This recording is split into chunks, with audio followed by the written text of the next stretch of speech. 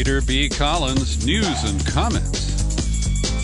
It's Indigenous Peoples Day, Monday, October 12th, 2020. And today, the court-stacking confirmation hearings of one Amy Coney Barrett have gotten underway in the Senate Judiciary Committee, chaired by a weasel named Lindsey Graham. And they are desperate to ram through this confirmation before the election. Republicans believe this is their Hail Mary pass that could overcome the damage that Trump has done to their brand, their slavish loyalty to a monstrous individual who, and we'll get to some of the encouraging polling information here in just a bit, it does appear that Trump is going to go down on or after November 3rd. The ship is sinking. And the Republicans figure, well, if we're going down, we've got to stack the court. And I use the term stack the court because that's different from packing the court. Stacking the court is putting one party's nominees or, one philosophical viewpoint like arch-conservative into a position to dominate the actions of this court for the next 30, maybe 40 years. Court packing is what was discussed by Pete Buttigieg and a couple of other of the Democratic candidates in the primary debates last year, but is not a central proposal of either the Biden campaign or the Democratic Party in general. So as the Republicans stack the court, they use the art of projection, which is Trump's favorite weapon, right next to Twitter, to accuse the Democrats of planning to pack the court. And they say, well, they're going to expand the court to 11 or 13 members. And then they're going to ram through statehood for Puerto Rico and Washington, D.C. to get 4 more Democrat senators. And as I've argued before, these are straw men created out of whole straw by Republicans. But the Democrats play defense so badly that when they face this charge of packing, they run away from it. And it is kind of a political kryptonite of the moment that could be used to make Republicans be more careful. Make them understand that what they're doing is undemocratic with a small d. They're using raw power while it lasts, and it could expire right after November 3rd. It may not, of course. I don't want to act like we have settled issues here or a predictable curve for who holds the Senate after the November elections and even whether Trump will hold on to a second term. I think it's that slippery. But the Democrats are allowing the Republicans to tweak them about packing versus stacking and about the extreme religious views of the nominee. And we already see the Democrats operating in a weakened position. Now, I understand they don't have the votes. They don't hold a majority in the Judiciary Committee or in the Senate as a whole. But that doesn't mean you don't scrap and fight. But clearly, Joe Biden has sent the message to the Democrats, don't hit this woman too hard. Because my election is more important than the 20 or 30 years of a conservative Supreme Court. I think that is a serious mistake. And once again, we have seen the Democrats do this. They think that by being moderate,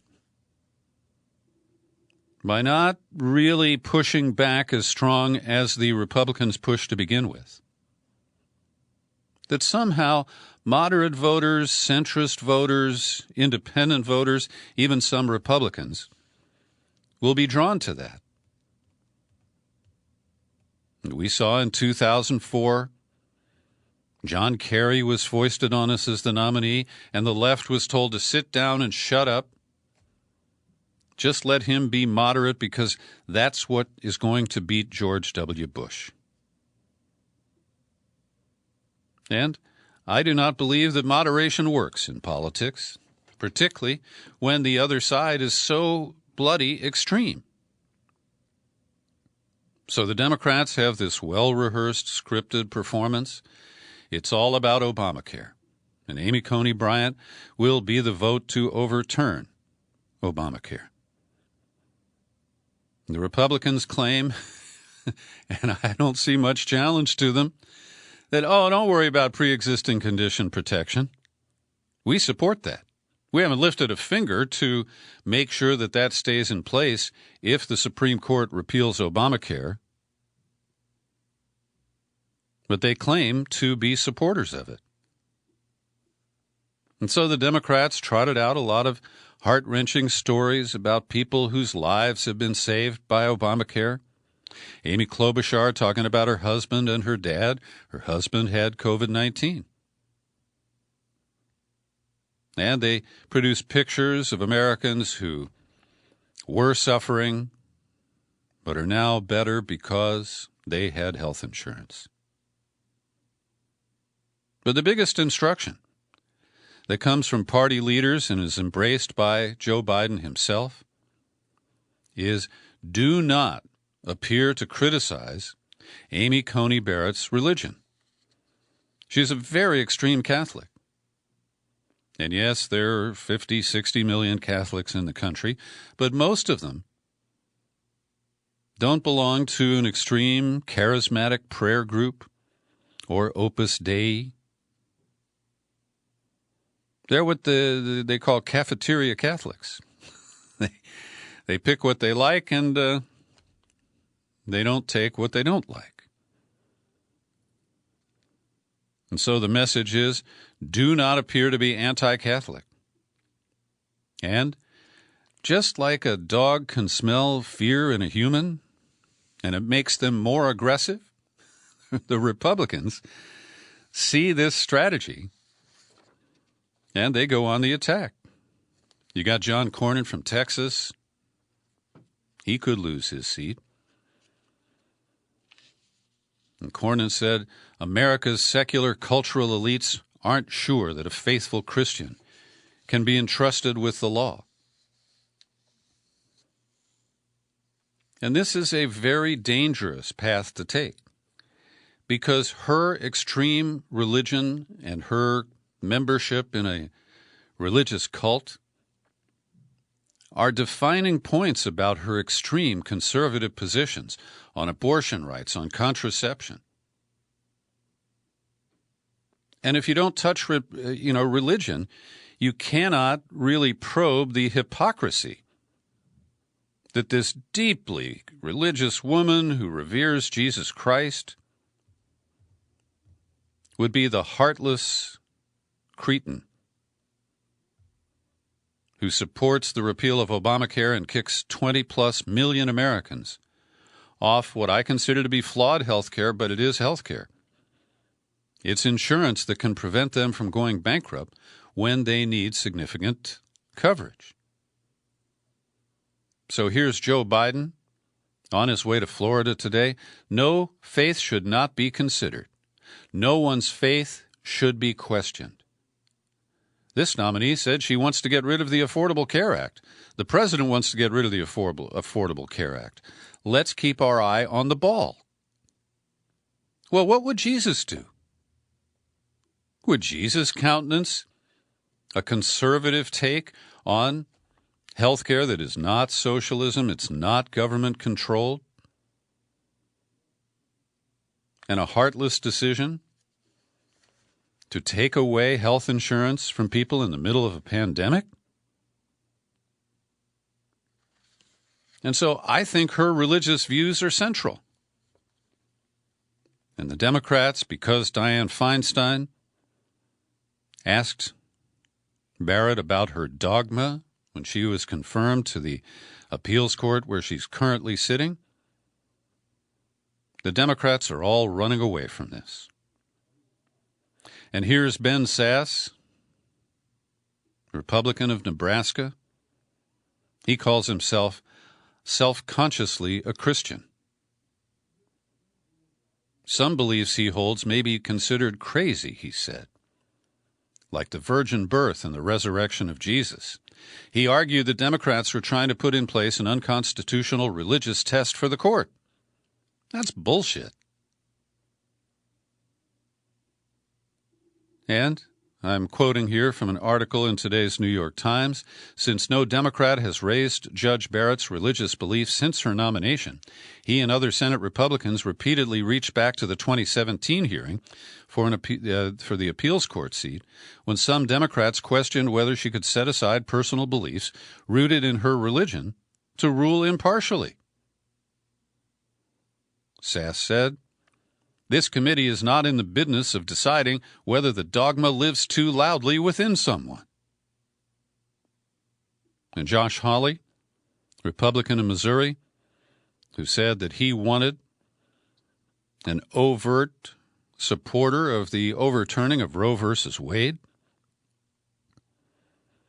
he said Feinstein's comment revived a history of un-American religious discrimination, adopting the very terminology of anti-Catholic bigotry.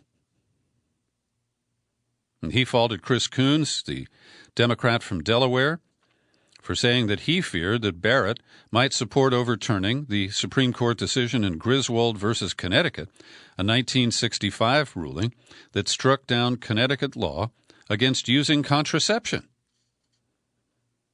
And Hawley haughtily said, "I can only assume that the statement is another swipe at her Catholic beliefs."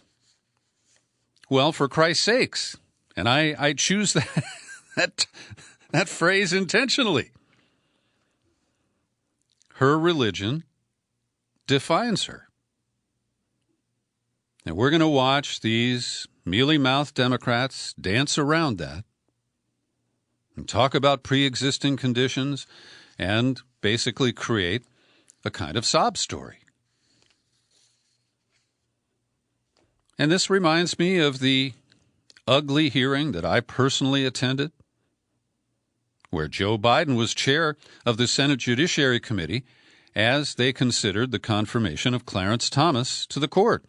And George H.W. Bush had said that Thomas was the most qualified man in America. And that was objectively untrue.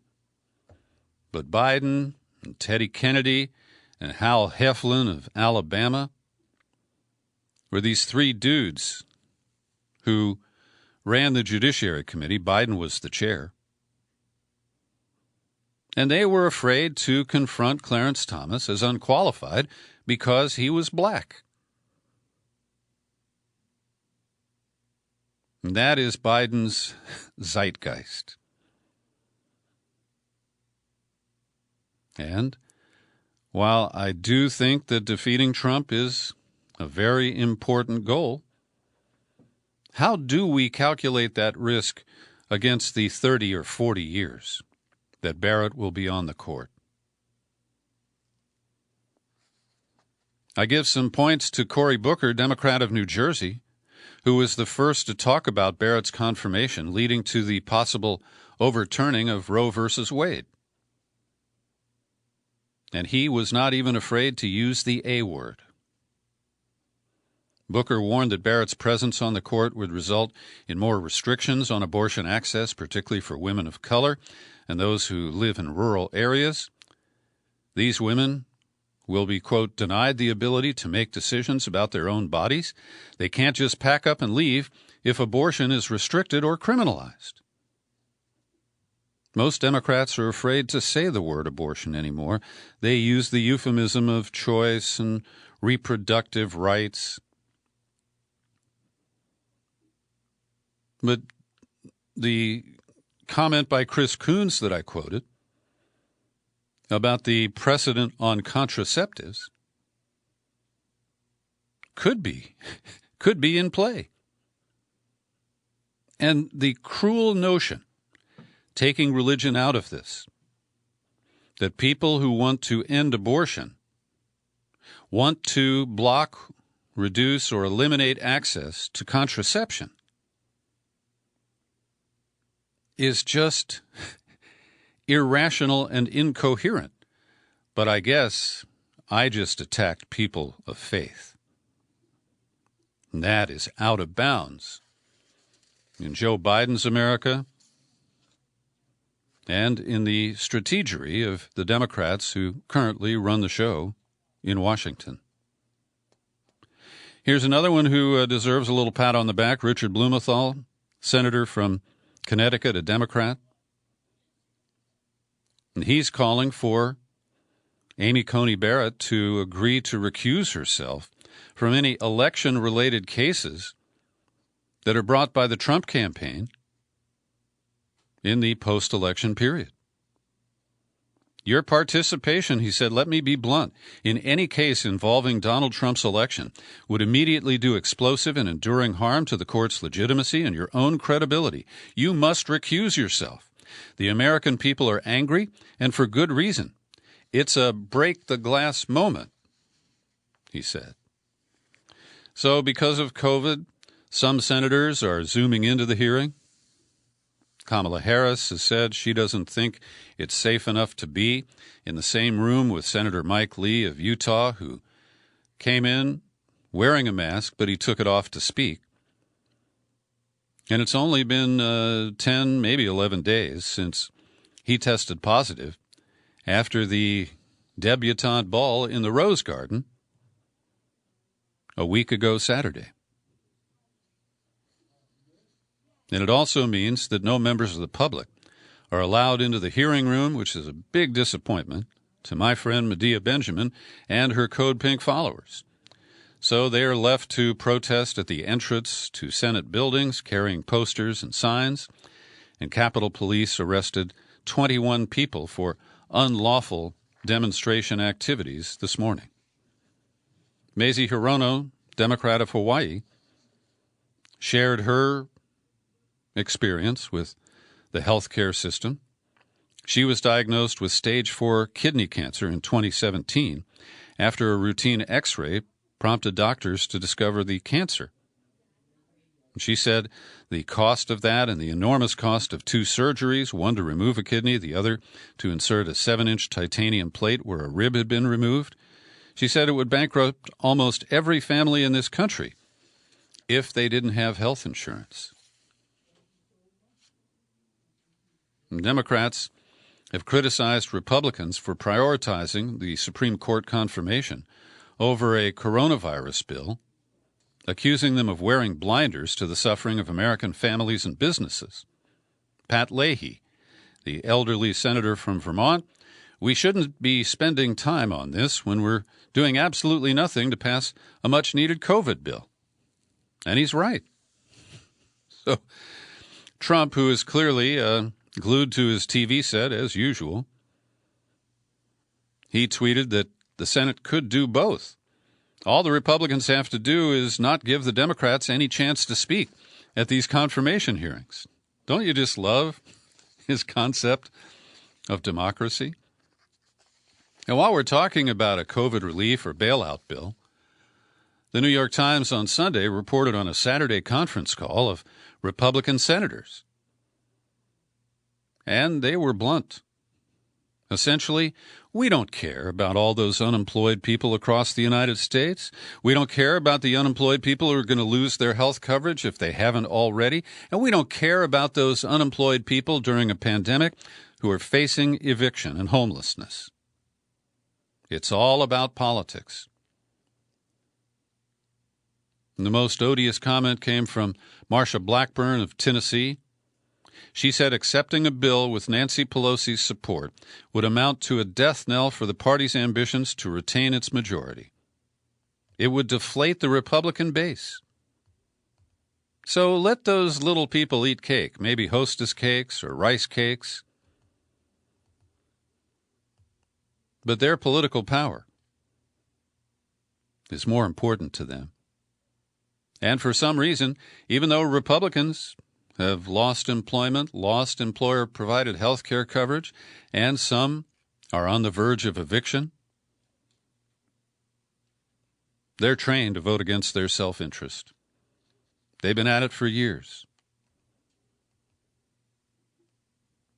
And so Mark Meadows, former congressman who's now, of course, the White House chief of staff, and I'll bet he regrets it, he said the backlash was so severe that when he relayed the senator's concerns to his boss, "You will all have to come to my funeral."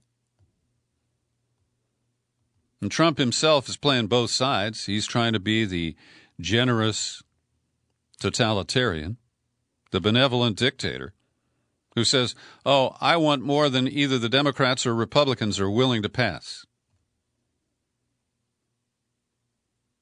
And after years of this slavish loyalty, the fear of a presidential tweet that could decimate their political futures, we're seeing Republicans gingerly separate themselves from this monster, but for all the wrong reasons. It is stunning. And you remember after the stalled deal, well, let's back up. In May, the Democratic House passed the so-called HEROES Act, which is about $3 trillion. It included the $600 a week unemployment federal add-on. And when nothing happened, the Senate refused to take up even parts of the House bill. Trump jumped in to be the hero and said, "Look, I'll just steal this money from FEMA because, despite wildfires in California and repeated hurricanes in the Gulf of Mexico, FEMA doesn't need the money. And if they do, Congress will roll over and pump it in there." But as of this weekend, Saturday is when the unemployment office's weeks end, right? So currently, here are the states that are paying out the $300 a week that Trump stole from the FEMA account: Alaska, California, Nevada, Kansas, Wisconsin, and Virginia. And 3 other states, Vermont, Connecticut, and Kentucky, have just started paying out the money. All other states have exhausted their portion of the limited funds that Trump stole from FEMA. And it is stunning to me that so many Americans will not see this as the critical top agenda item that Republicans should be working on instead of this court stacking effort, which is likely to be successful. I want to recommend an opinion piece in today's New York Times. The byline is Christopher Leonard. He's the author of Koch Land, as in Charles Koch. His brother David passed, about a year ago? So Charles has activated his political network to support Barrett's nomination to the Supreme Court because going back to 1974, he's been laying out hundreds of millions of dollars behind a libertarian view that there should essentially be no regulation of corporate behavior in this country. And in a recent in-depth interview here, Professor Janet Jacobson from Columbia, she raised the pro-corporate bent of Amy Coney Barrett and said, people are being diverted by Obamacare and abortion rights. But this is the water that she wants to carry. So Koch has built his own influence network. He's got tons of lobbyists, a constellation of think tanks. He's bought university curriculum with major contributions. And he's got Americans for Prosperity, his AstroTurf army of political activists. He also funded the Federalist Society, which, of course, chose all of Trump's Supreme Court nominees, starting with Gorsuch, then Kavanaugh, and now Barrett. And so this is kind of an apex moment for the Koch-fueled movement toward a corporate libertarian United States of America.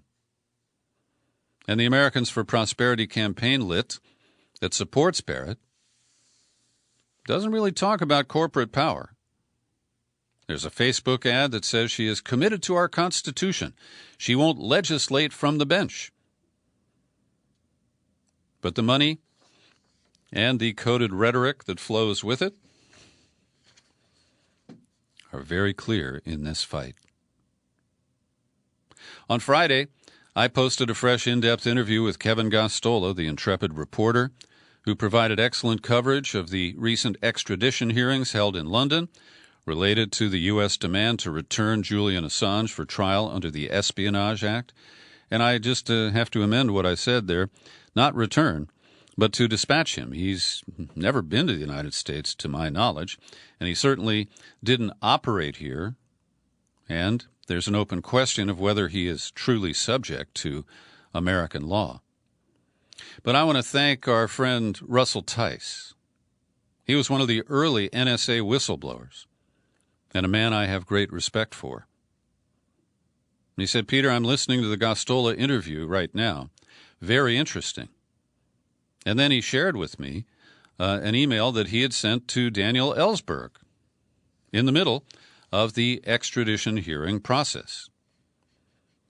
And Russ writes, I've been keeping up a bit on the proceeding across the pond, and there in the UK on the Kangaroo Court Extradition Tribunal.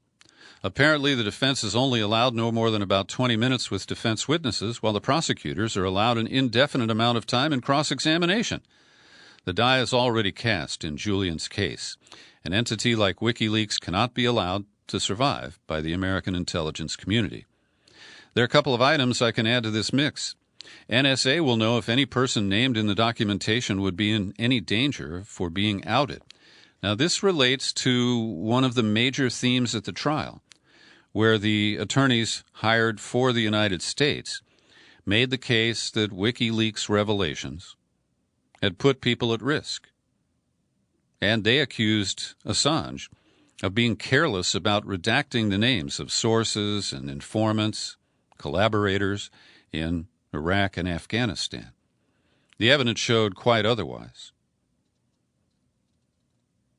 But Russ goes on, it wouldn't surprise me if our own intelligence community would sacrifice a low-level source to be able to destroy the press's ability to foster sources of information. They could even anticipate such an occurrence and be feeding the sacrificial lamb misinformation, knowing that the information will be extracted by whatever means are required.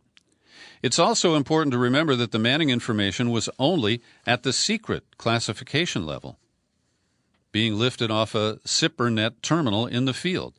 That network only carries secret and below information. This is considered low-level intelligence of the sort that cannot be used to derive critical intelligence information. He said, a legitimate source of intelligence and the CIA guys that handle such a source are never mentioned on such a low-level platform. The information that Ed Snowden had access to would not have this level of CIA source information either. The CIA has their own special access networks for each individual network of agents. For example, Tice continues, I worked with the CIA, and I needed information from one of their sources. I had a stack of special access program clearances and access to all-source intel from the CIA at the time. I was required to go to their headquarters at Langley in person and get grilled over the coals as to why I needed the information. They then demanded to know everything about the operation I was working on. I told them, you tell me the name of your source and I'll have you read into it for the special access program. Next, Russ Tice, as to your comments about the attack on the press publishing embarrassing intelligence gained from legitimate whistleblowers, their endgame is indeed designed to be able to take out journalists to ensure no news agency will dare print intel without the approval of the government. Jim Risen was my main contact at the New York Times, and look what they did to him. I tried to instill a sense of situational awareness and communication security on both Jim and Eric, but they had no clue how wrapped up their comms and movements were by NSA. Even at that time, everything they were doing and saying was being monitored, and their communications being recorded word for word. This is how that got Sterling, Jeffrey Sterling, and they did that with metadata only in court. But they were, and likely still are, monitoring all the press's communications word for word. I told Keith Olbermann this in January of 2009, and no one believed me. Jim Risen found out the hard way that I was indeed correct. Russ, thanks for your comments. It's always good to hear from you. Over at Real Clear Investigations, they've gotten a hold of some of the now released and allegedly unredacted FBI files related to the origins of the Russiagate investigation, and perhaps some CIA documents too, because this article, under the byline of Paul Sperry, and I can't vouch for his work one way or the other, but nobody else is covering this. The, liberal-leaning, Democratic-leaning corporate media is not interested in exposing the truth about Russiagate because, well, they published a lot of fake news along the way. So the central item here is that John Brennan, the former CIA director, personally edited a crucial section of the intelligence support report or assessment that was released in early January of 2017. And I've been following Brennan on his current book tour. He does it all by Zoom from home, but he has a new book out that he's pimping. And he's been on the public television news hour. He's been on with Rachel Maddow. He's been on with Trevor Noah on The Daily Show. He appeared last Friday on Bill Maher's program. And not a single one of the interviewers asked him a tough question. He's treated like a hero. He was the guy who ran the drone program in the first Obama term and ran the CIA in the second. He also, way back when, because he's a career CIA guy, he was part of the torture team under Director George Tenet. So what we're learning is that he personally, and Ray McGovern has written about this years ago, that Brennan personally handpicked just a few analysts, 5 or fewer, who examined the so-called evidence that they had of Trump campaign contacts with Russia. We know there were only 3 agencies involved: CIA, FBI, NSA. Hardly the 17 that Hillary Clinton asserted in the final presidential debate in 2016. The most fascinating piece of this is that the intelligence that's being cited here indicated that Vladimir Putin wanted Hillary Clinton to win, not Donald Trump. They thought he was too wacky and unreliable. And there were 2 analysts who challenged Brennan when he wrote that narrative. They complained Brennan took a thesis that Putin supported Trump and decided he was going to ignore dissenting data and exaggerate the importance of that conclusion, even though they didn't have any real substance behind it. Now, this is a potential game changer. And it appears that Christopher Steele's dossier was used in this manner, not about cavorting prostitutes peeing on a bed, but about the true interest in Vladimir Putin. And so, if this is true, that despite Putin's feelings that Hillary Clinton, as Secretary of State, had interfered in Russian elections, another anonymous person quoted in this story says the staff report makes it fairly clear the assessment was political and skewed to discredit Trump's election. So I consider this to be very important. And despite the political nature of the Durham investigation, which is fueled by Bill Barr, who is only a political animal, I'm still waiting to get to the bottom of all this. We'll see if it happens in my lifetime. It's certainly not going to happen before I retire. So today I'm releasing a fresh in-depth interview with my old buddy Brad Friedman of bradblog.com. Brad's been fighting for election integrity since 2000. He and I have been on the air together. When I had a syndicated radio show, he was my only weekly, he was one of two weekly guests I had. And in our in-depth interview, we open with the news that Twitter has put a lock on Brad Friedman's account. And it's because he tweeted his concerns about the situation in Georgia, which we will detail for you in a moment. And I want to compare Brad Friedman's treatment because what he tweeted about Georgia is quite factual. It included a link to a court ruling that substantiated the statement that Brad made in his tweet. And compare that with what Trump did and what Twitter did. Trump posted a tweet yesterday that he is immune to COVID-19 and can no longer get infected or transmit the virus. And on Sunday, Twitter flagged that as misleading and potentially harmful.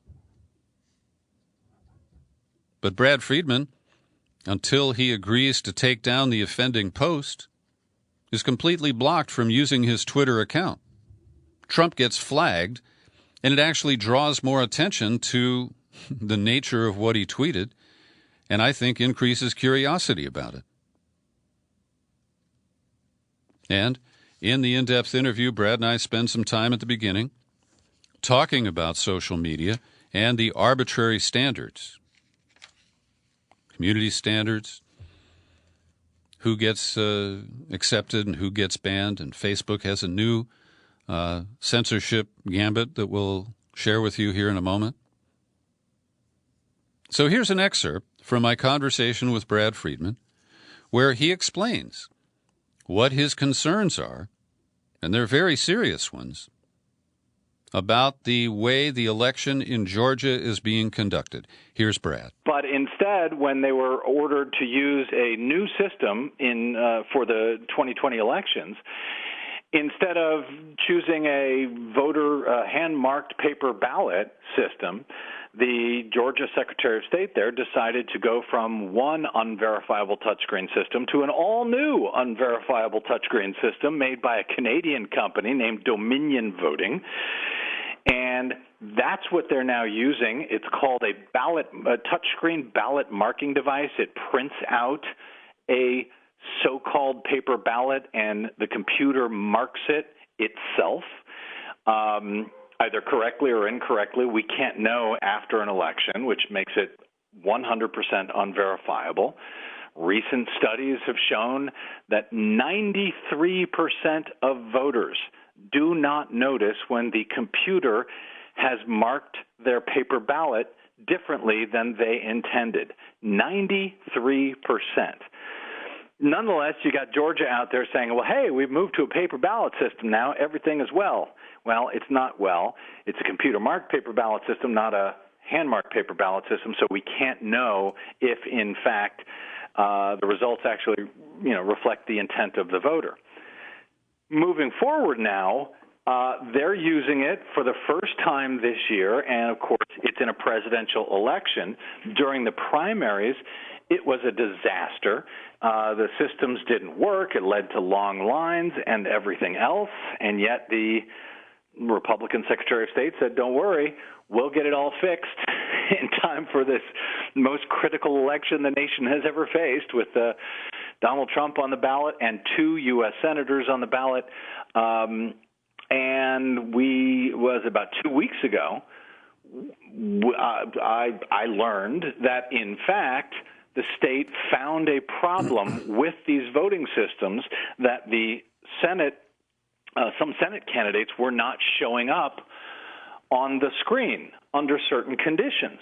And the Secretary of State's office put out an immediate email alert to all 159 counties, to the elections officials there, saying, stop your testing, stop your pre-election testing of the databases that we sent you. We're going to send you all new databases because we've discovered a problem that leads to this, the Senate candidates not showing up. And that's what my tweet was about. That's Brad Friedman of Brad Blog. The in-depth interviews available right now at peterbcollins.com. Tune in, Spreaker, Stitcher, many other outlets. And that interview we recorded late on Friday to accommodate Brad's busy schedule here as we approach the election. On Sunday, the federal judge presiding over the case in Georgia rejected a last-minute attempt to replace the faulty $100 million electronic voting system with paper ballots. The judge said it's just too late. The Georgia Secretary of State, Republican Brad Raffensperger, said today the state was seeing record turnout for early voting because of excitement and enthusiasm about the upcoming election. But you cannot trust the ballot marking machines. Also, in order to determine whether somebody's already voted by mail, they have these they're records of who the registered voters are. They're the poll files. And they're typically on tablets or iPads, which means that those transmissions are hackable. So Judge Amy Totenberg acknowledged that the equipment has problems, but it's too late to revamp the system. The state does not have the capacity to turn on a dime and switch to a full-scale hand-marked paper ballot system right now. And so fundamentally, the election in Georgia will once again lack credibility. Greg Palast has shown us how many voters have been purged, how the current governor, Brian Kemp, was Secretary of State before. He managed his own election as governor by preventing 45 or 50,000 voter registration forms that have been gathered by Stacey Abrams' team. Those registrations were not processed in time for the 2016 election. Actually, it was 2018, the governor's run in the midterms. So this is a train wreck that's happening right before our eyes, and it's not the only one. We try to cover as much as we can in the hour with Brad. I invite you to listen. He's very well informed and has strong opinions. And one of the issues we talk about is the games that are being played by Republican governors and secretaries of state to reduce the number of drop boxes for mail-in ballots to one per county. It's happening in Ohio, happening in Texas. And here in California, we're learning that Republicans have set up unofficial drop boxes, illegal sites. These are happening in Fresno and Orange counties, both Republican strongholds. And what do they plan to do with those ballots when they get them in these unauthorized drop boxes? Well, Alex Padilla, California Secretary of State, says operating unofficial ballot drop boxes, especially misrepresented as official ones, is not just misleading to voters, it's a violation of state law. And he warned voters, never hand your ballot over to someone you don't trust. Official county drop boxes are built with specific security protections, and ballots are retrieved only by designated county personnel. And as I mentioned in the conversation with Brad Friedman, the Republicans are committed to preventing people from voting. That is their whole priority. And they are succeeding, friends, creating confusion, uncertainty about the credibility of mail-in voting. And here we are. New York Times is reporting that absentee voting from Democrats is far exceeding the pace from 2016. As of Saturday, more than 8.8 million ballots had already been received by election officials in the 30 states who have shared that information. In 5 states, the number of ballots returned is already more than 20% of the entire 2016 turnout. And in Dane County, that's Madison, the number of submitted ballots amounted to more than 36% of the county's total 2016 election turnout. And it is believed that those ballots are being voted by Democrats at roughly a 3-to-1 rate over Republicans. A dispute over how North Carolina voters should correct problems with their mail ballots remains unresolved, leaving at least 6,800 voters, including more than 3,300 ballots from people of color, in limbo. The legal fight intensified after the Board of Elections said last month it would allow voters the opportunity to fix deficiencies in their mail ballots by completing and returning an affidavit to county election officials. But a federal judge put that plan on hold October 3rd, arguing that it changes the rules too close to Election Day.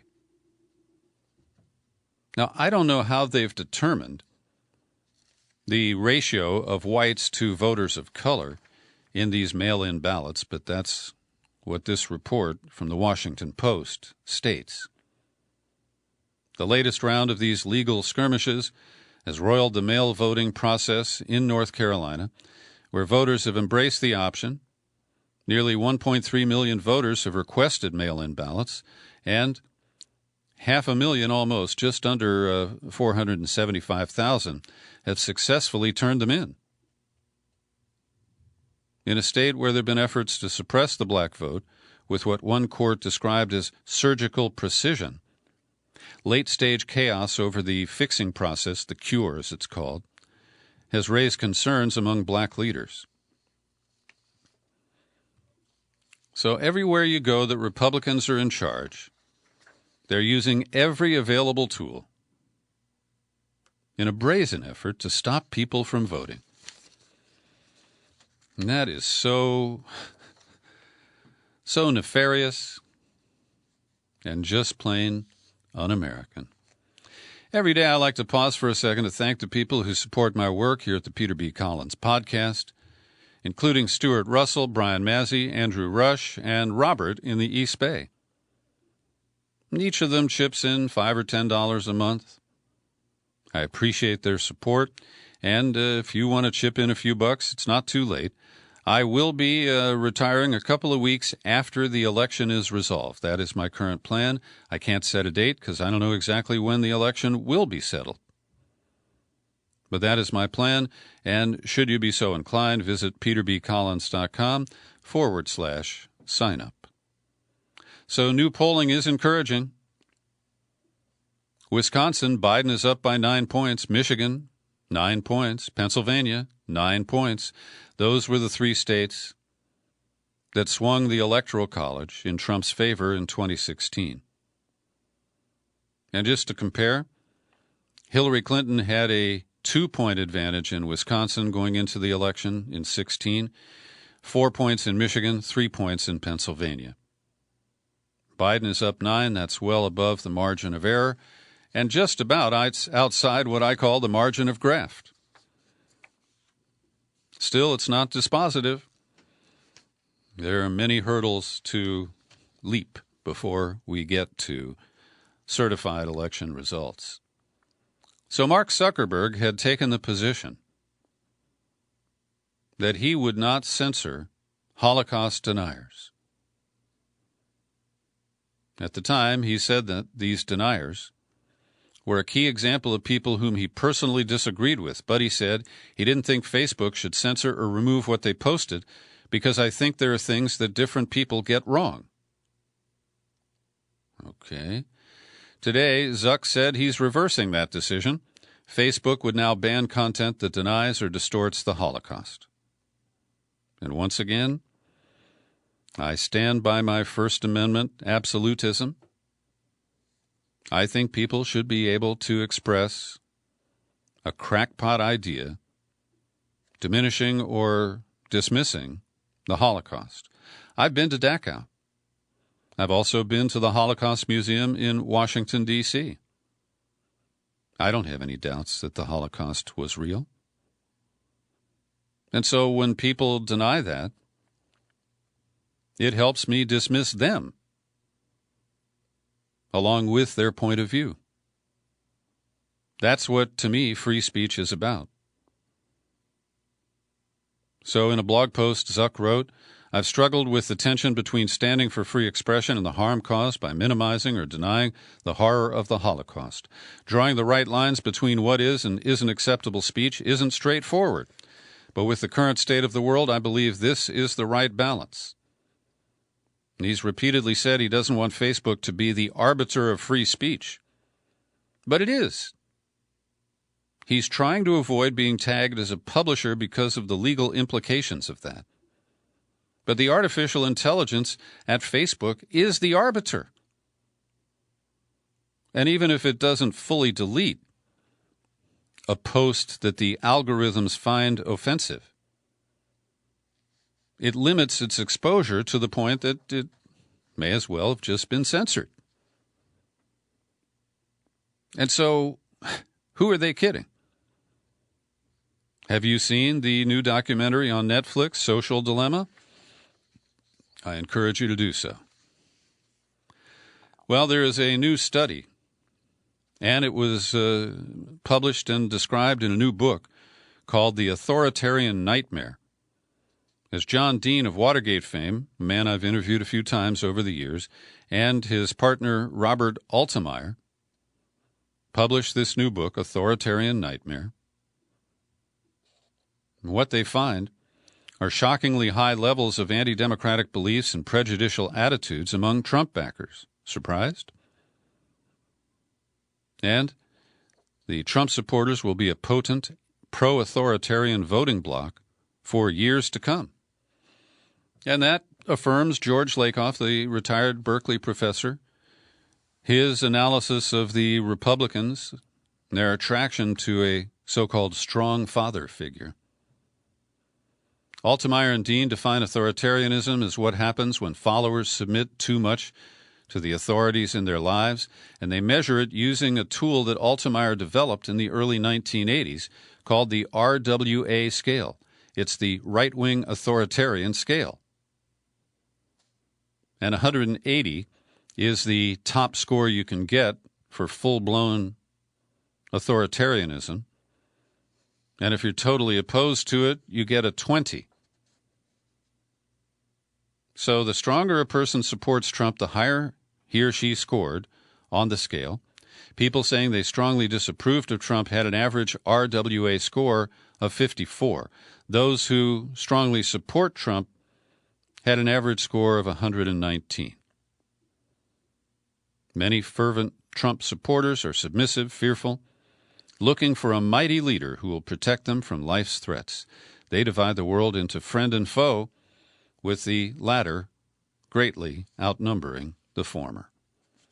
I often criticize the New York Times, but today I will praise them for a front-page Sunday story that shows the connection between people who spend money at Trump properties, including Mar-a-Lago, and the favors they get from this administration, personally directed by the man who is profiting from their spending at the Trump Hotel in Washington, the golf clubs, and, of course, Mar-a-Lago.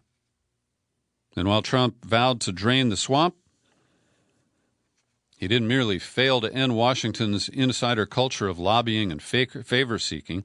He reinvented it so that the money flows directly to him through his companies.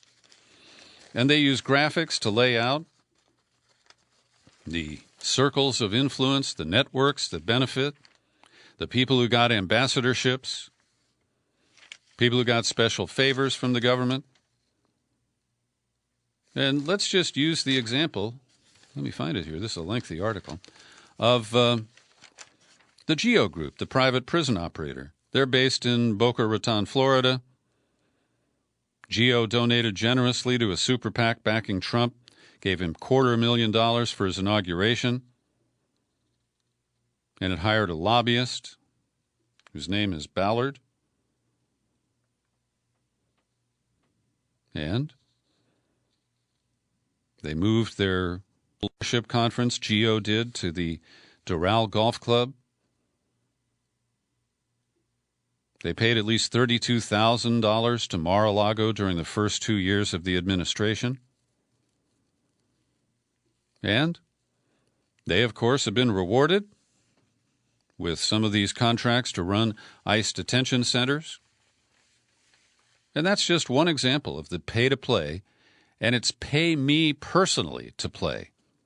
In the past, a lot of corrupt politicians got caught lining their campaign coffers with money generated from special favors. But this is more odious because it goes directly to the Trump business interests. And do you remember Johnny Chung? He got caught contributing $100,000 to Bill Clinton's campaign fund. He was not an American citizen. He was convicted. Clinton had to refund the money. And at the trial, Johnny Chung said, well, you know, the White House is like a subway. You have to put a token in to get access. On Saturday, Trump ended his isolation, which didn't last very long. And he had a couple of thousand people into the side yard at the White House. This, of course, was a political rally, and that violates the Hatch Act, but Trump doesn't care. And he was scheduled to speak for half an hour. His normal rant time at a mob rally is about 90 minutes, but he appeared to be tired and winded and cut it off after about 18 minutes. Well, his illness hasn't affected his Twitter fingers, and Portland, Oregon protesters gave him some out last night. They hauled down statues of Teddy Roosevelt and Abraham Lincoln. It's their way of observing Indigenous Peoples Day. And police weren't present at the moment when the statues came down, but they flooded the area. They arrested 3 people who Trump refers to as animals, taking advantage of fools. Law and order. Portland, call in the feds, he tweeted. And I'm sorry to see them give this kind of ammunition to Trump, because he is once again calling for the insertion of his federal stormtroopers. And I think that targeting Abraham Lincoln is a little short-sighted. Teddy Roosevelt did express hostility toward Native Americans, but he's hardly a central figure in the promotion of racial hatred in American history. Here's today's COVID-19 update, edited by Linda Lewis. And as we look at the statistics, we have 1.078 million worldwide deaths attributed to COVID-19, 214,000 in the United States, 494 reported from yesterday. In a call with reporters Friday, Admiral Brett Giroir, who is an assistant secretary of HHS on the White House task force, he condemned Nevada's health department for ordering nursing homes to discontinue 2 brands of government-issued rapid coronavirus tests that the state had found to be inaccurate. Oh, yeah, that makes sense. Keep testing them when the test is no good. Bottom line, the recommendation in the Nevada letter is unjustified, not scientifically valid, said Giroir. He called the state's actions unwise, uninformed, and unlawful. The rapid tests were distributed to nursing homes around the country in August by the federal government. But Nevada officials discovered a rash of false positives among 2 types of the rapid tests manufactured by Quidel and Becton, or Becton Dickinson, I guess, is the second firm. Both tests look for antigens or bits of coronavirus protein and had been advertised as producing no false positives. Among a sample of 39 positive test results collected from nursing homes across Nevada, 23 out of 39 turned out to be false positives. And a clinical microbiologist, UCLA, said, I would consider that to be a significant number of false positives. But the Admiral contended that such rates of false positives are to be expected and are actually an outstanding result. Oh, yeah. That's just great. The FDA has issued a warning letter to the Battelle Memorial Institute dated October 7th, stating that Battelle does not have a process in place to report problems with the company's critical care decontamination system. It was highly touted by Mike DeWine, the governor of Ohio, for its ability to clean thousands of N95 face masks so they could be used again. In March, FDA gave approval for the system. Quoting now the head of the FDA's Surgical and Infection Control Devices, it is critical that manufacturers have an effective process in place for reporting adverse events related to the use of authorized systems for decontaminating respirators. The FDA said some of the issues which may be part of the process include allergic reaction, facial irritation, or evidence of somebody else's bad breath. I think I made up that last one. The head of Regeneron, Leonard Schleifer, who's been described as a Trump golf buddy, said that Trump's treatment with the experimental antibody cocktail is a case of one. The president's case is a case of one, he said, and that's what we call a case report. It is evidence of what's happening, but it's kind of the weakest evidence that you can get. And Schleifer added that there were some very interesting aspects of Trump's case, such as his age. He noted the president had some risk factors, without mentioning that he's seriously overweight. He added that Trump's case is perhaps the most analyzed case report ever, but is just low down on the evidence scale that we really need. Well, that's fairly honest. A study just published in the Virology Journal found that COVID-19 coronavirus can survive on common surfaces like glass, stainless steel, and money for up to 28 days. And the survival may increase with colder temperatures. The study was conducted in a high-containment laboratory, Biosafety Level 4 lab at the Australian Centre for Disease Preparedness. The experiments at 20 degrees centigrade, which is about 68 Fahrenheit, found infectious COVID to be still detectable after 28 days when they are found on non-porous surfaces like glass, stainless steel, vinyl, paper, and polymer banknotes. The majority of virus reduction on cotton occurred very soon after application of the virus, suggesting an immediate absorption effect. The amount of time it took for detectable live virus levels to drop by 90% ranged from a low of 5.5 days to, that's for cotton, to 9 days for paper banknotes. That is a little surprising at this stage of our pandemic. Japanese researchers at the Kyoto Prefectural University of Medicine just published a study called Survival of COVID on the Human Skin, Importance of Hand Hygiene. The study shows that the SARS-CoV-2 could survive on human skin for up to 9 hours, and thus there is a risk of contact transmission. The survival of the virus on the skin is significantly longer than the flu virus, making its spread a more significant public health problem. And 4 members of the Vatican Swiss Guards, the elite and colorfully dressed corps that protects the Pope, have tested positive for COVID-19, according to the Vatican. They're all experiencing symptoms, and they are in isolation.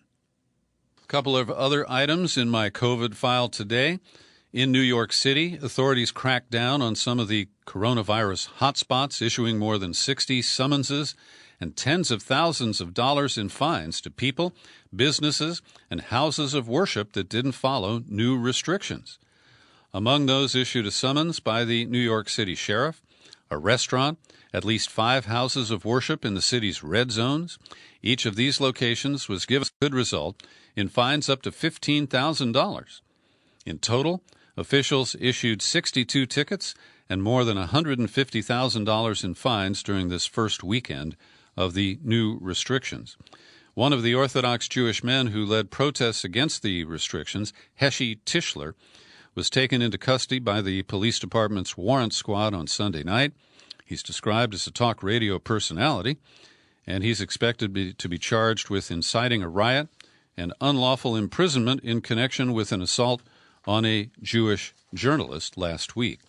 And Governor Andrew Cuomo said, "I understand the desire to hold large religious ceremonies. I understand how important it is to their culture and to their religion. I also understand that, as a matter of fact, jeopardizes human life." Guantanamo is in a lockdown, and it's not just the prisoners. The Navy abruptly shut down the church, schools, gym, and most places where people congregate at Guantanamo Bay. They have imposed a protection level of Charlie, which the military defines as signifying the risk of sustained community transmission in the pandemic. And by Saturday, they had closed the school for the sailors' children, gyms for the prison guards, and the church complex, the barbershop, the swimming pools, and they canceled a 5K run and closed the beaches. Kim Jong-un presided over a ceremony with thousands of people honoring the 75th anniversary of the founding of the ruling Workers' Party in North Korea. And it featured the parade, a military parade, that included what is thought to be a new intercontinental ballistic missile. It's called the Hwasong, Hwasong, the Hwasong 15.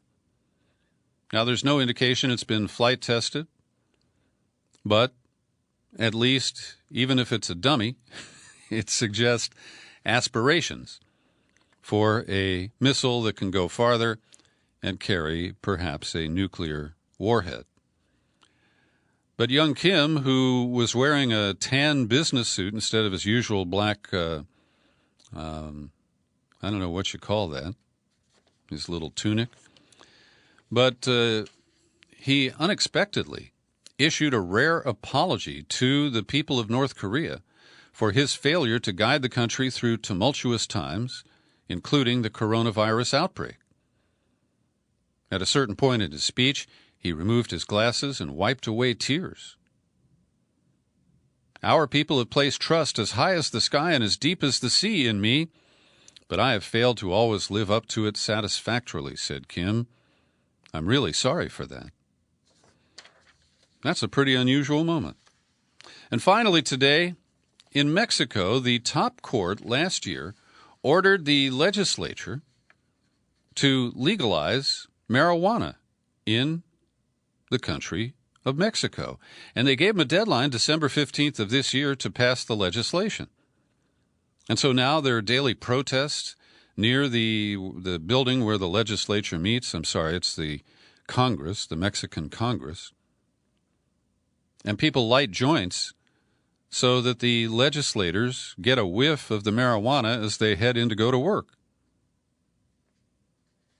And I think this will be interesting because up until recent years, Mexico has had a brisk black market trade in marijuana shipped into the United States. And I've found that confounding because with state-level legalization, I thought that most of the weed consumed in the United States was grown here. But Mexico is trying to break the power of the cartels, and I think trying to get a share of the world market for weed. Thanks for listening to my daily news and comment podcast. You're free to share it all over the place. You'll find it on YouTube. And I remain Peter B. Collins. Happy trails to you until we meet again. Happy trails.